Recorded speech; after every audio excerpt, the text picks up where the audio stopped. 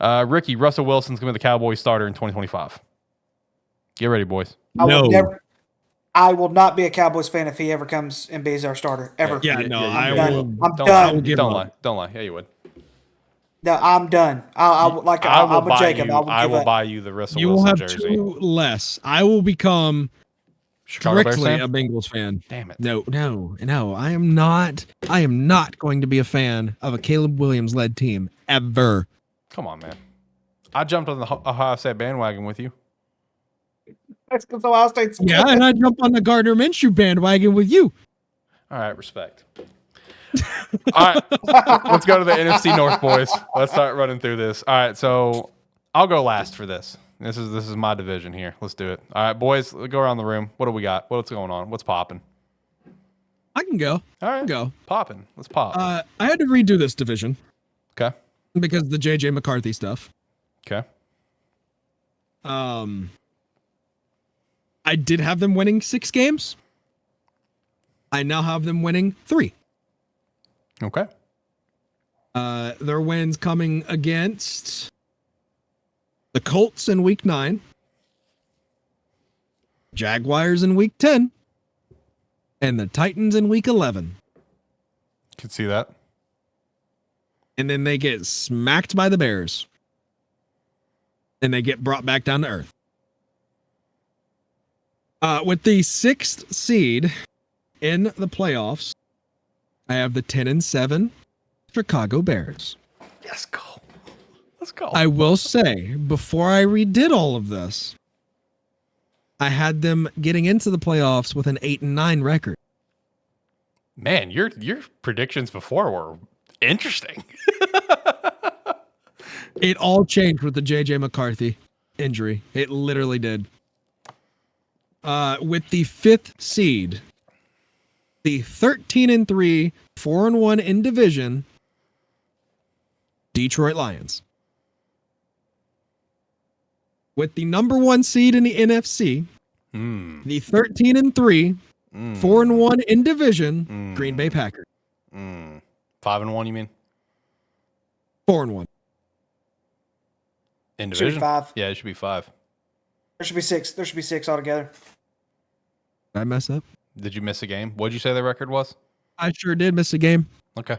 Because I was, give me a second. Hold on. Fact checking on the spot. Week 14, Green Bay going to Detroit. They split. All right, there you go. All right, well, that just changed everything. Jacob.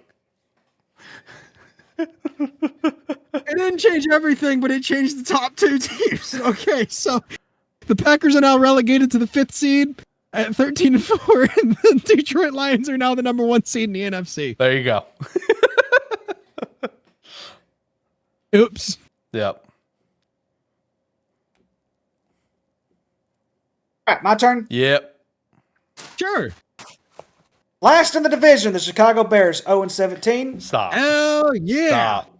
Stop. If we go 0-17, I'm canceling ATFS permanently. You guys can pick up the IP yourselves. Write it down, Jacob. I'm canceling ATFS. Is I don't want to write that one ATFS down. is done. I'm canceling it. ATSN, I will deactivate the channel already. You know, I'll delete every ATFS piece of content that's ever been created. It'll be gone. It'll just be a little blip in our memory. You guys are at least guaranteed the win against Carolina. I will delete ATFS.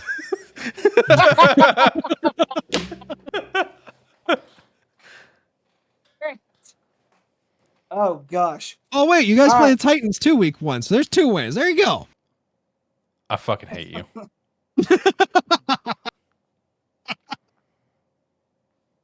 All right, here we go.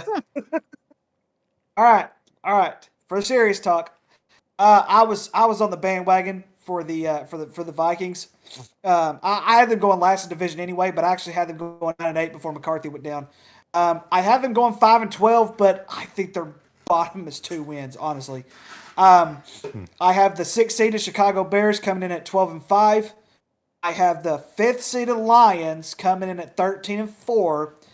and the number 2 seed in the NFC, Green Bay Packers going 14-3. I have all of them splitting with each other in division.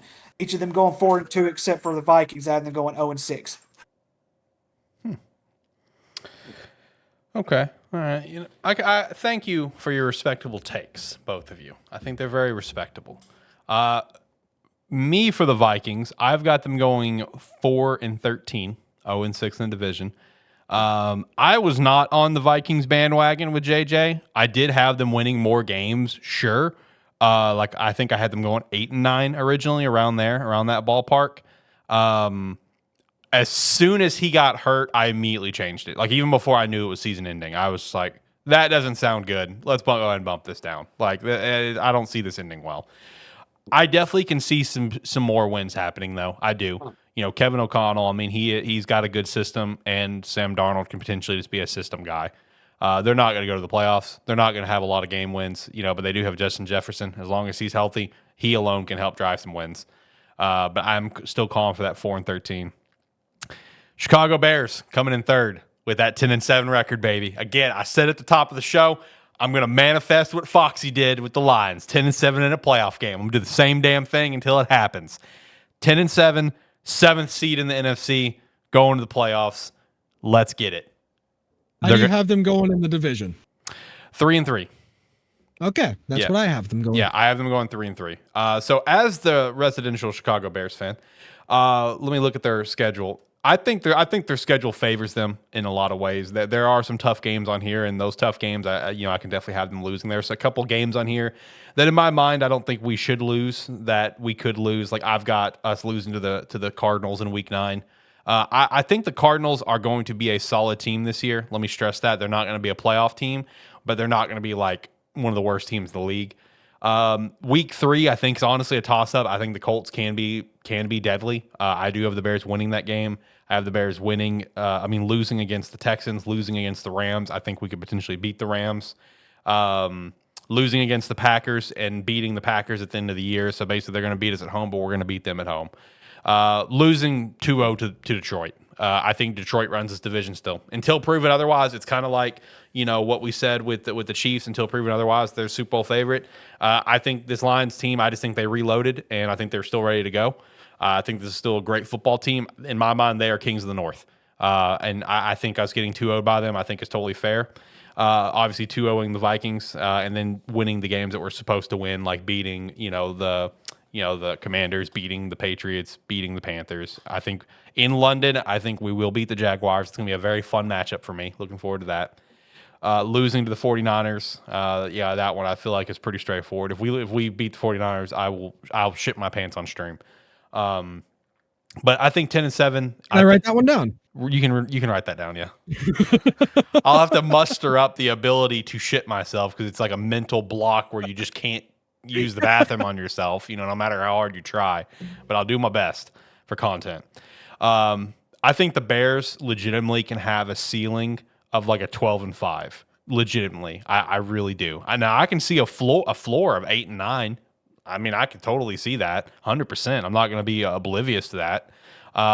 But man, guys, it's like, look, this is a good football team, man. This defense is really good. I think this defense is going to be a top 5, top 10 defense in the league this year. I'm telling you right now as it is, this is a really good team. This is the best receiving core in the NFL. Point blank, this is the best trio in the NFL. Like, until someone else proves me otherwise, this is the best trio.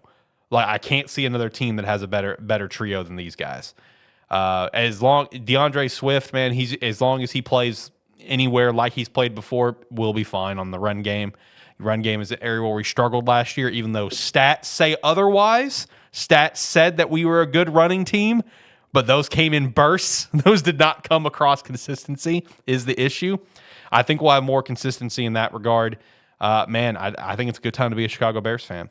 Second place, I got the Packers with 11-6, being the 6th seed in the NFC, and the Lions winning the division with a 13-4 record, being the 3 seed of the NFC. Because the Eagles actually ended up being the 2nd seed, which I'm not a big fan of, but that's how it played out for me with all my picks. So that's what I've got from the NFC North. I mean, I definitely see some of this get kind of flipped a little bit. I can see the Packers win the division as much as it's going to kill me on the inside, but it is what it is. But I still think the Lions are the kings of the North. That's where I'm going with. I'm telling you, 10-7 in a playoff win. Chicago Bears, they're going to beat the Eagles in the playoffs. And then we're probably going to lose round 2. But we're going to beat the Eagles and get revenge of the double doink.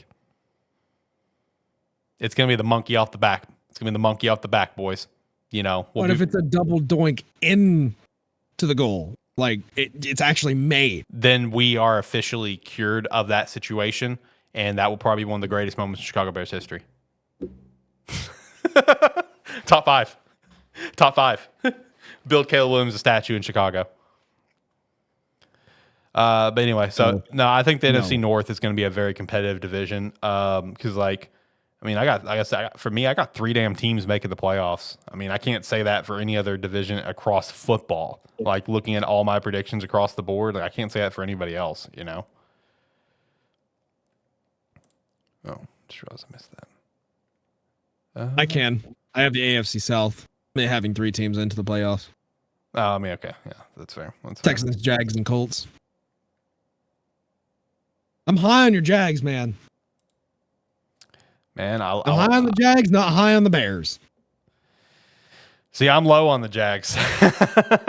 I'm low on the Jags.